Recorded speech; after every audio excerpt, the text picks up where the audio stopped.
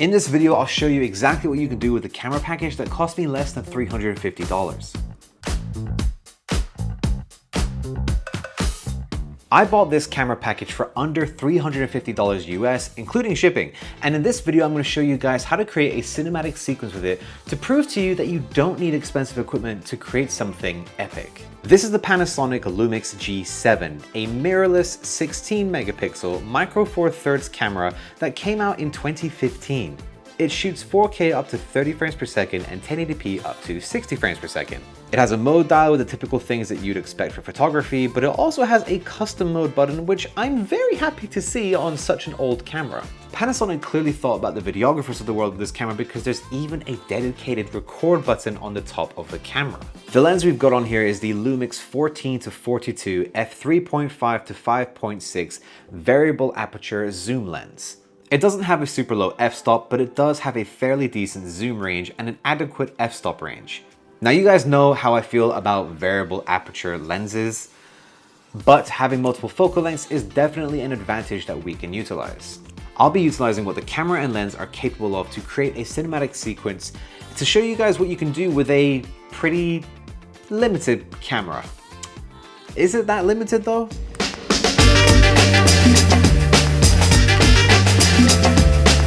Okay, today we're going to be filming basically a morning routine, but like cinematically. And the idea is to show like a peaceful morning, waking up, getting ready, having a shower, brushing your teeth, whatever.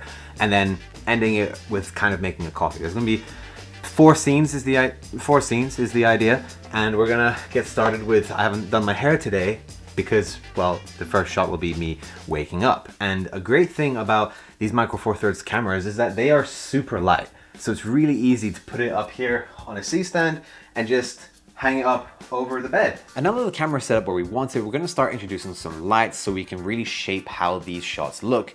And this is going to introduce our first problem with the G7. It hasn't got a log picture profile. I know, very dramatic and controversial in 2024 or whenever you're watching this, but hear me out. While this camera doesn't have a log picture profile, it does in fact have a D-Cine-like picture profile. It's kind of like a flat-ish picture profile, and I've even tweaked it a little further to make it even flatter, less contrasty, and less saturated, so that it is just as flat of an image as we can get to give us the most flexibility in post for color correction and color grading. If you guys want to copy my settings, pause the screen here so that you can copy everything for your G7 to get the flattest image possible. Just to show you the setup, so we have the G7 up here on a C-stand, which is just on a long boom arm, and always sandbag your C-stands, because even though it's over the long leg, so this is, fine balance-wise, in case you have to do something where, for example, if I had to, put it over here, so it's not, the camera isn't over the long leg, which is what will keep it balanced. Having a sandbag will at least help to negate the fact that the stand would probably fall over. And then for our key light, and really our only light, we have the Giyun Cinepeer CX100.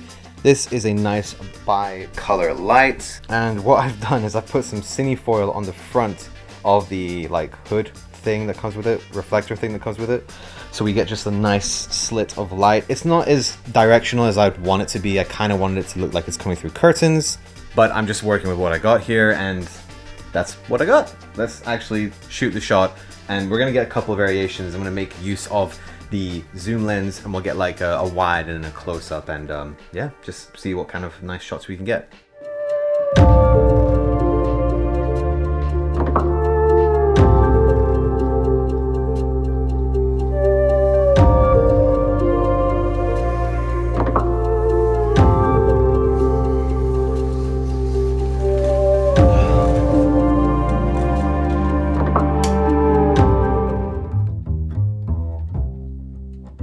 Now we're shooting scene number 2, and this is going to be like the bathroom getting ready scene. So we're going to shoot the shower shots first, and for obvious reasons, I'm not going to do a whole wide of the setup as I'm being filmed. I've already captured a shot of me turning on the shower, and I want to get another shot as well, close up of like the shower water dripping, and then that'll kind of tie in nicely, like turn it on, water's flowing, shot of my back, and then we'll follow up with the shots of me like brushing my teeth. As we move on to the second scene, another area to consider is our lens. Now, this is a variable aperture lens, and if you didn't already know, I don't like variable aperture lenses. I don't like not having control of my exposure, having it change as I zoom in and I have to change everything else. It's just, but what we do have is different focal lengths. And the way the Micro Four Thirds sensors work is they basically double whatever the focal length of your lens is. So this being a 14 to 42 is actually a 28 to 84. Now this gives us a really interesting focal range to play with because we've got something that's nice and wide, not too wide, but like decently wide. And then we have something that can give us an extreme close-up, which is going to be very useful for showing off those detailed shots. For this scene in the bathroom, I'm going to focus on more detailed close-up shots. Obviously, I don't want to just have a wide shot of me brushing my teeth. I think that'd be pretty boring. But perhaps close-up shots of me picking up the toothbrush and like you just see the top half of the toothbrush being picked up. Little things like that. They still tell the story of what's happening in that block of time, but it's much more interesting because we're focusing on little details that we see all the time, but when you blow it up onto a screen and you're like, hey, let's look at this single thing, a toothbrush, right? But it's more interesting because we're focusing on it from a perspective that we wouldn't normally ever.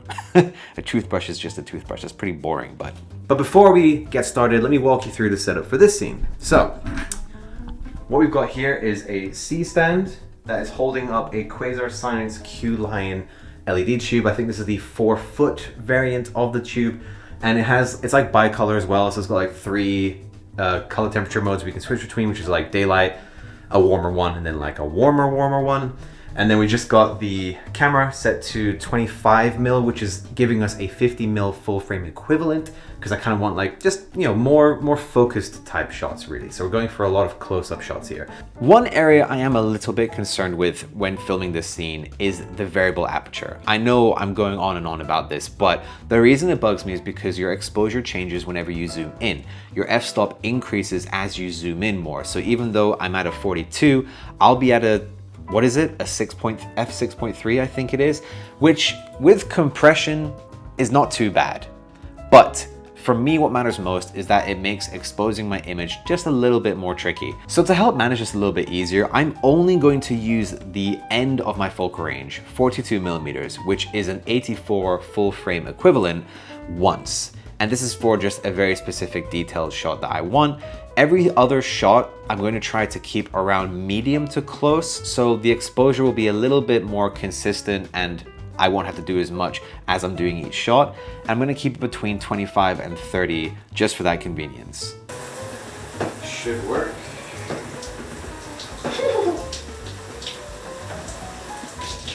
Well, I'm warm and I'm wet. Sounds like I peed myself. Okay. Right, let's take a look at that shot, and I'm hoping it came out. Oh, I should have just closed the bathroom door. It's so cold. Oh my god. Detail shots and then brushing my teeth, which I have already done today, just by the way.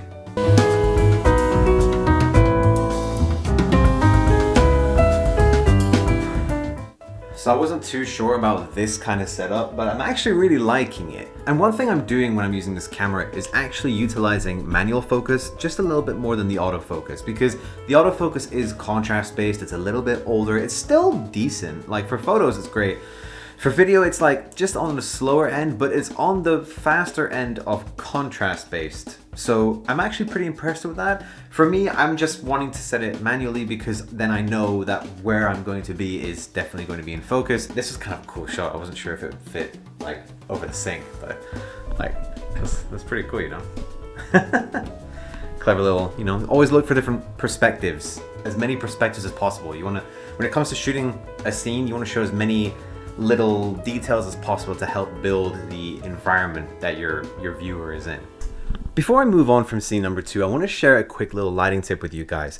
You may have noticed that instead of turning off all of the apartment lights, I am using them in my shots. And if you've tried lighting and stuff before, you know, like, oh, top down apartment, home lights and stuff, like they never look good. So why have I left them on? Well, rather than turning everything off and then trying to build everything back up again with my own lights, I'm taking a different approach, and I saw this recently in another video and I thought it worked beautifully, and that is build on the available light. This lighting it's not great, but it helps to fill out the room more. It helps to raise the overall exposure of my shot. And being that this camera is micro four thirds, has a smaller sensor, which means less light, and the variable aperture zoom lens, which but also less light is coming into the camera sensor. So rather than removing light and making my job harder, I'd rather there be more. And then I can shape the light and the look of the shot by just adding more, like having this tube light up here and then controlling that with some cine foil, which is basically like black tin foil for like filmmakers.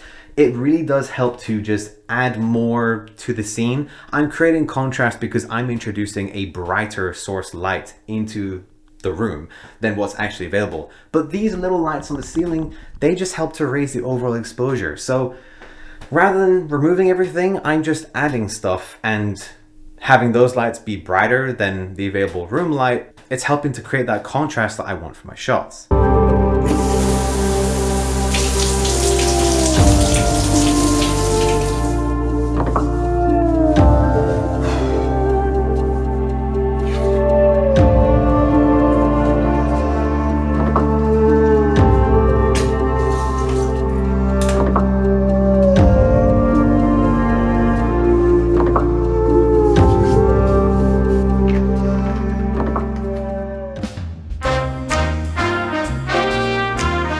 You'll notice as I'm talking you through these scenes that I'm mostly focused on the shots themselves, the lighting, the framing, the composition, the action in the shot, what is physically in the shot. And this actually has a name, mise en scène. Mise en scène is literally your shot. It is what is in the shot itself. And that's a huge part of what I'm trying to demonstrate with this video, that the gear really doesn't matter. It's more about the shot and what is happening in the shot. Every single layer, the lighting, the action, the blocking, how your subjects are like arranged in the scene, the composition, the framing, like are there leading lines and stuff? Is it a top down or is it a low down shot? Is it a side on shot? All these things make a much more interesting video when utilized correctly and combined in a unique way, rather than, oh hey, I've got 17 stops of dynamic range and I can shoot 4K 120 frames per second, but I'm never gonna do that because what am I using that for?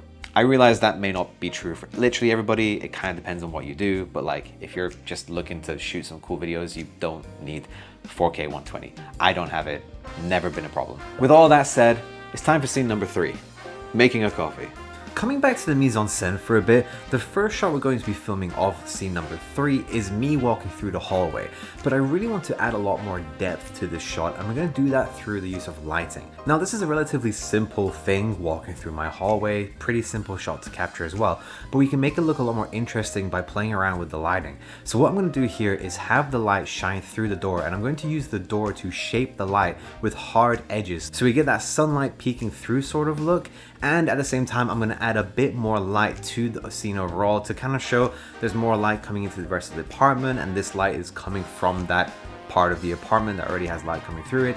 Then of course there's an infinite number of ways we could capture this scene, but I chose to provide more depth and make it a bit more interesting, to have a really low angle shot for this shot. And by doing this, we've just provided a lot more depth for the scene, made it a bit more interesting rather than just being like a, hey, let's look down at those feet and there they go. It's a little bit more interesting than that. Taking the same principles, we'll be taking this next scene and making it multifaceted and more interesting by providing layers of lighting as well as utilizing some very interesting tools to create some unique shots.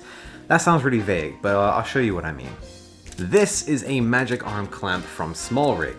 One end goes on the camera and the other end clamps onto almost whatever you want. And this is going to allow us to get some very unique and interesting POV shots. Essentially, I'm going to use this for 2 shots. One is going to be a shot of me opening up the cupboard to pull out the coffee, and the second one is going to be me twisting the coffee, like, handle, the coffee thingy into the coffee machine. The coffee thingy that has the ground beans. POV shots are just a really unique and interesting shot to throw into your videos. Most of the time we're watching something from a distance, from further away. Even if it's like a close-up shot, you're still watching it from like the sidelines almost. So throwing in a point of view shot where you're experiencing the view from that object, because it's not always a person, can really, one, throw your viewer because they weren't expecting it, and two, it just adds another layer of uniqueness and interest to your videos.